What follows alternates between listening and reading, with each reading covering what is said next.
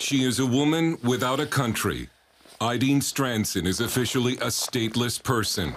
No passport, no citizenship, unable to get a job, and living every day with the knowledge she could be deported to her native Iran, where, as a Christian, she could face grave danger. A worldwide outcry over her situation has apparently not changed anything. The world was outraged when the Swedish government decided to send a Christian and ex-Muslim back to Iran, where she could be imprisoned, raped, and even killed. But it didn't seem to bother the Swedish government at all.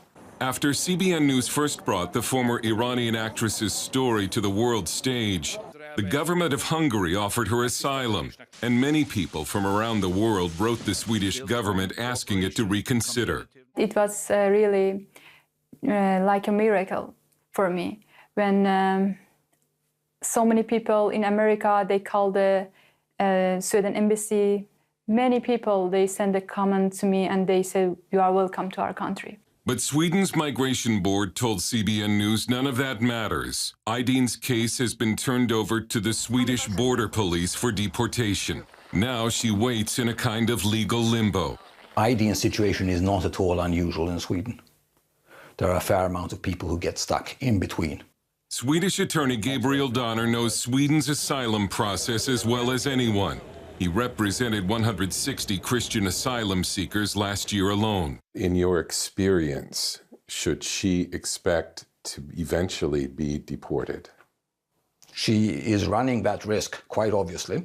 Aideen Strandsson came to Sweden from Iran in 2014 on a work visa and adopted a Swedish last name. She left Islam and became a Christian in Iran after seeing a video of Muslims stoning a woman to death. And then she had a dream about Jesus. When she arrived in Sweden, she requested a public baptism. I want to have it baptized in a public because I want to say I don't afraid anymore. I'm free, I'm Christian. I want everybody to know about that. Which means the Islamic government of Iran knows. And because she starred in films and a TV series in Iran, it makes her an even bigger target if she is sent back. It's not clear if or when that might happen. Well, when it comes to the border police, it all depends on whose table it lands on. Sweden's backlog is growing and growing and growing. Right now, it's around about 2 years and growing. This is contrary to European Union law, but nobody cares. Donner says Aideen would first be sent to prison while authorities made arrangements to fly her to Iran. This is real prison conditions. They're not allowed to speak in telephones. They're not allowed to be on a computer. They're not allowed to get in touch with anybody. They wear prison clothes. If they're transferred anywhere, they're transferred in chains. Swedish authorities would then contact Iran and tell them Aideen is coming and when to expect her. Even though Sweden's migration board says on its own webpage it will never deport asylum seekers to nations where they face danger. Doing so is a violation of the Geneva Convention on Refugees. Sweden's migration board says it cannot comment on her case. Aideen spends her days helping at church or training in Taekwondo. She's earned a black belt, but the migration board took her certificate because she's not a legal resident.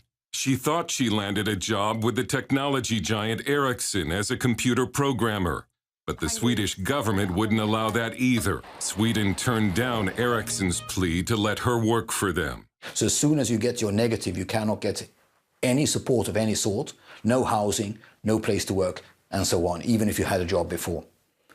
The idea is to starve you to the point where you come to them and say, please send me out. But she's staying in Sweden because her family is here, and because she says Jesus told her not to be afraid.